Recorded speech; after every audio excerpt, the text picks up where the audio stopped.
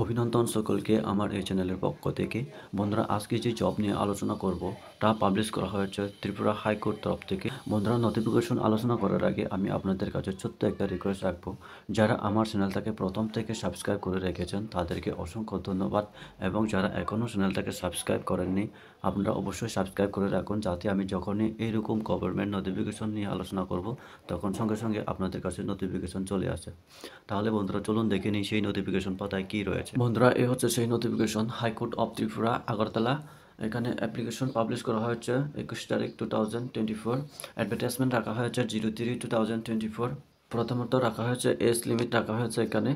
প্রথমত 18 থেকে 40 বছরের মধ্যে হতে হবে আপনার বয়স, তারপরে আপনি অ্যাপ্লাই করতে পারবেন। এখানে পোস্ট রাখা হয়েছে কুকের জন্য, অর্থাৎ রান্না করার জন্য, গ্রুপ ডি পোস্ট। এখন আমরা ভ্যাকেন্সিগুলি ঠিকভাবে দেখে নেব। এখানে নেম অফ দ্য পোস্ট রাখা হয়েছে কুক, এরপরে নাম্বার অফ ভ্যাকেন্সি 3টা রাখা হয়েছে, পে স্কেল রাখা হয়েছে 17,000 থেকে পার মান্থ, ঠিক আছে। এরপরে এখানে 3টা যে পোস্ট রাখা হয়েছে, 3টা পোস্টের মধ্যে একটা পোস্ট হচ্ছে ইউআর এর জন্য এবং দুটো পোস্ট হচ্ছে শিডিউল ট্রাইবের জন্য, ঠিক আছে। আবেদন করার জন্য আপনাকে অ্যাপ্লিকেশন ফর্ম জমা দিতে হবে আপনার 16 তারিখ 12 মাস 2024-এর আগে, ঠিক আছে।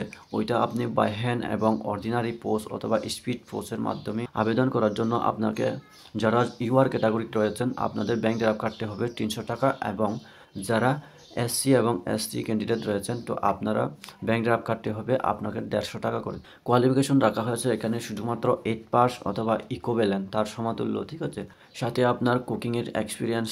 এরপরে বন্ধুরা, অ্যাপ্লিকেশন করার জন্য আপনাকে যে অ্যাপ্লিকেশন ফর্মটা ওইটা আপনি এখানেই দেখতে পাচ্ছেন। এই হচ্ছে সেই অ্যাপ্লিকেশন ফর্ম। এখানে রয়েছে নেম অফ ফুল ব্লক লেটারের মধ্যে, এরপরে ফাদার নেম, এরপরে ফুল অ্যাড্রেস, সমস্ত কিছু দেখে শুনে আপনারা এটা ফিল আপ করে জমা দিয়ে দিতে পারবেন।